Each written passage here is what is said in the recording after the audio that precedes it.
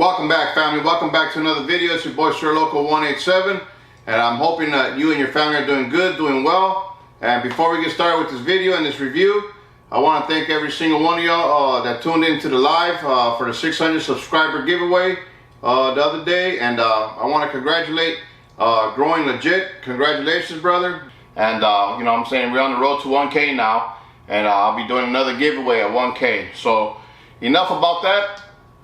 Today I'll be reviewing the Air Jordan 14 Ginger in the Ginger colorway. The last time this colorway released was back in 1999, and I believe in a low cut version, if you will. And wow, that's 23 years, y'all. 23 years. And there's two reasons why I had to get this sneaker. First one is the Air Jordan 14. I did not have an Air Jordan 14 in the collection. The second is because, yeah, it's been 23 years since they dropped this colorway, and I said, hell, why not? They don't drop too many 14s, so I had to snatch it up. And I just happened to walk in Shoe Palace the day of release, which, by the way, they released August 17th, and they retail for $210. So congratulations to y'all that cop, and if you passed, it's all good. You know what I'm saying? They're dropping a lot of heat this you know what I'm saying, this month of August. And yeah, I walked into Shoe Palace and asked if they had a size 13, and they sure did. They pulled it out in the back. And this is it here, y'all. This is the main ingredient. The Air Jordan 14 in the Ginger colorway. And before we get a close-up on it, you know, I have to be honest with y'all. You know, I wasn't a big fan of the white toe cap, but these are slowly growing on me. This is a size 13, and before we get a close-up of these bad boys, I just want to talk about the history of the Air Jordan 14. They originally released in '99, but Jordan decided to wear the black and red colorway, and I believe that was a mid-top version for the 1998 NBA Finals against the Utah Jazz. And wow, what a game. You know, MJ scored 45 points to win the Bulls' second three-peat, y'all. And they won a total of 6 championship rings. They ruled the 90s. They ruled the 90s for sure. Except for like a year or two when Jordan was gone out the game. You know what I'm saying? But other than that, for most of the 90s, they ruled it. And also too, the Air Jordan 14 is the Michael Jordan's second retirement, and never to return and play as a Chicago Bull, y'all. So, you know, hey, that kind of broke my heart when he did come back and he wasn't in a Bulls uniform. You know what I'm saying? He played for the Washington Wizards. So a little bit about the Air Jordan 14 silhouette. Like I mentioned, there was less than a minute. I'm going back to that game, that finals game, 1998, when they played at Utah. And I think it was tied up or something to that effect. And man, they inbounded into Jordan. There was like less than a minute left on the clock. And you know Jordan was taking that shot. And Brian Russell was on him like flies on doo-doo. And it was a very controversial shot because, you know, from an angle, it kind of looks like he pushed off Brian Russell to give him that space that he needed and that extra second that he needed to pull off that jump shot to make that final shot for the Bulls to win, you know what I'm saying, their 6th championship ring. So drop a comment if y'all remember that game, and if y'all think that your boy MJ pushed Brian Russell off to the side to create some space for that jump shot, which is, by the way, dubbed the last shot. And which is in the black and red colorway. And I believe back in the 98, 99 when they released the Air Jordan 14 silhouette, I believe they dropped 8 OGs, 5 mid to high tops, and 3 low top versions, if you will. And the Ginger colorway was one of the low top versions of this colorway, if you will, of the low tops. So man, I'm excited. I'm glad I picked these up, and I'm glad to have a 14 in the collection, y'all. So, you know, without further ado, let's get a close-up of these bad boys.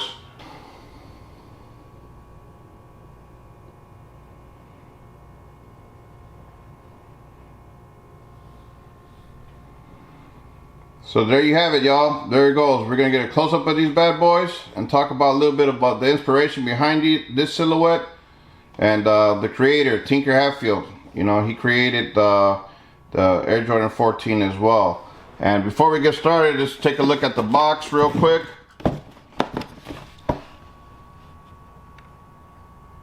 Jordan 14 Retro, light ginger, black and white is the colorway. It's a size 13, and it's pretty much all black, predominantly black. You got that ginger Jumpman there in the middle. Okay, let's see if there's any stamp action. I don't see any stamp action, so there's no stamp action, and it came in black and white tissue paper. And there goes the YDM. Okay, so that's enough of the box. So let's talk about a little bit about the aesthetics of the Air Jordan 14.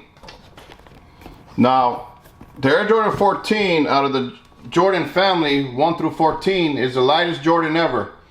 You know what I'm saying? The first 11 were pretty heavy sneakers, and the 14 with the materials that they use, man, one of the lightest. And performance wise and aesthetics wise, I mean, they put quite a bit into the shoe to make it light and whatnot and perform, you know what I'm saying, the way MJ wanted to.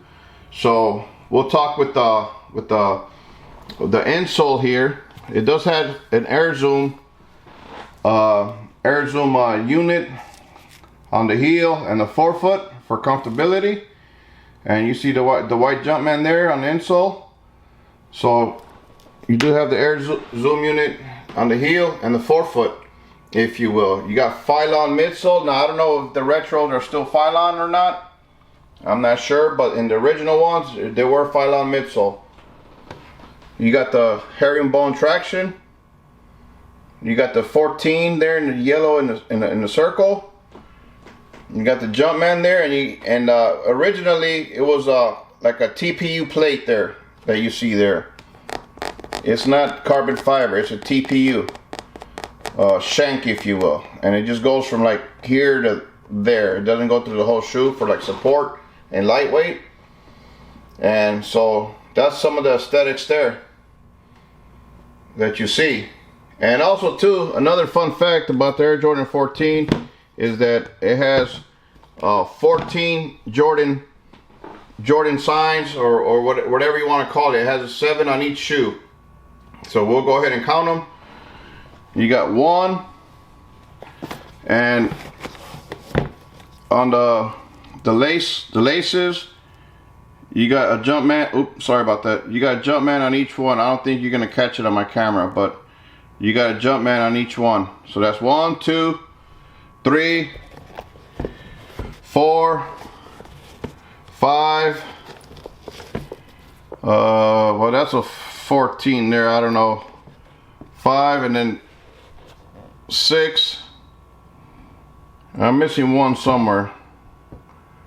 Okay, see, 1, 2, 3, 4, 5, 6, and I guess, I don't know, in the tongue somewhere, I guess. Oh, 7, the insole. So put them together, that's 14 Jumpmans. Okay, so that's awesome. So like I said, it's a very light shoe, light performing shoe, and the low cut version, and as many as y'all might know or may not know, Jordan loved cars. You know, he loved cars, he loves his cigars, and you know, everything else in between. And inspiration, that's where Tinker Hatfield took his inspiration from, because Michael Jordan loved the Ferrari F355 F1 to be exact. And man, they did a good job on this you know, implementing, you know, parts of it to the car, you know what I'm saying, to the sneaker, should I say, if you will. Now, for those of y'all that know or seen the F355, go look it up. It's very low to the ground and fast. So that's what this sneaker is, you know what I'm saying, low and fast and lightweight, so Michael Jordan could get to the hole fast, you know what I'm saying. So what else do you think about a luxury sports car? You know, great leather interior, which is, you know, the upper. They use good leather material, you know, to represent the interior of a beautiful exotic sports car. It may not be the same color, but you know, the leathers and the materials that they used was A1, you know what I'm saying, with the sports cars. And like I said, it was low, so if you look at the low top, it kind of shoots straight across here where my thumb is. And these ain't even high tops. I would consider these like maybe mid, if you will, but these are still low and still lightweight, if you will. And also too, this here represents like the Ferrari sign where it has the Jumpman in there. You know what I'm saying? Michael Jordan loved his cars. And then too, the tongue is supposed to represent like the spoiler. Like the spoiler.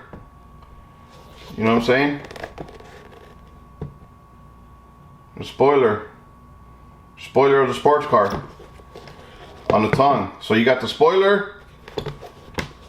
You got the Ferrari like emblem that it normally would have, the shape of it, where the Jumpman's at. And on the heel, you would have like the Pirelli tires, you know what I'm saying, of the luxury car. All this black here. Supposed to represent like the tire, you know what I'm saying, of the sports car. So you got the tire in the black. Okay. You can see like the little tire designs there, because most of the sports cars had like slick tread, if you will. So that's what this represents, the tire tread. Tire tread, the tongue, the spoiler, sleek, low design like the F355 is, very low to the ground, lightweight and fast. And that's what your boy MJ needed. Something light to help him get closer to the hole, drive to the hole, if you will. And then these here, these lace tips, while I'm on them, it's kind of like a metallic silver. It doesn't feel plastic, y'all. You know what I'm saying?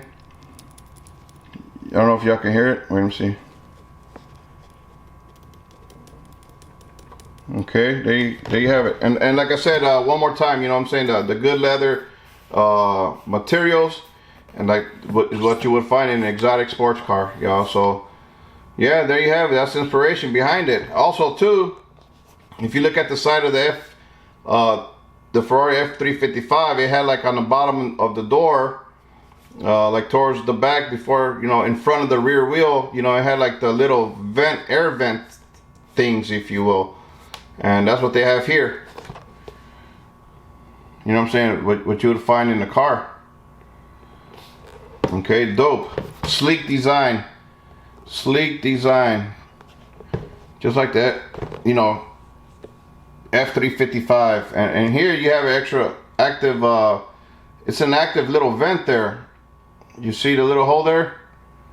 You know, give you some kind of, you know, breathability in this, while you're wearing the sneaker. It's got like a little screen vent. And I'll put it on backwards. You see where the light's at right there? That's your little breathing, I guess, for you know what I'm saying, for your feet, obviously. But that could also, you know, portray, like I said, the vent, the side vent for where the air flows to cool the brakes off. You know what I'm saying, on the tire. You know what I'm saying, this deal here. As you can see it there. You know what I'm saying? So that's the inspiration, you know what I'm saying? Tinker Hatfield. Like I said, Jordan did retire. And with the 14s for the second time. And you know, never played for the Bulls again. Like I said, he did come back, y'all. So that's that. Let's get to the tongue. You got the Jordan Ginger. You got like the nylon Kevlar ballistic kind of tongue on the upper here. I guess that's the best way I could describe it. And the bottom half is suede. You got perforated holes. You got semi-rope, semi-flat, but not really flat, but like round laces. Perforated holes there. You got the Jumpman there on the toe box. You know, that's all encapsulated in white leather, or synthetic leather, if you will. Phylon midsole. You know what I'm saying? Beautiful, beautiful. And man, this leather, I mean, like I said, it feels really smooth. You know what I'm saying? Really smooth. These are growing on me, even with that white toe cap that I wasn't a fan of. Drop a comment, let your boy know. Should they have not went with the toe cap white? You know, drop a comment, let your boy know. I mean, these are different. It is what it is. There you have the rear view. Very lightweight, self-explanatory. Like I said, 23 years for these to release. Congrats to all those of y'all that copped. For those of y'all that are thinking about copping, man, you know, it's a solid shoe. It'll probably be another 20 some years before they release these. But I'm glad I have these in the collection, y'all. You know, herringbone traction, 14. Jumpman, you got the TPU half shank there. Herringbone traction, baby. And then behind the tongue, you see the 14. You know, you got the, you know what I'm saying, the produce date and this and that, whatever the case may be. And on the insole, you know what I'm saying, like the cloth material. You do got some decent padding in there. And that's pretty much it, y'all. Nothing else to it. So anyway, that's the main ingredient, the Air Jordan 14 Gingers, 2022 release.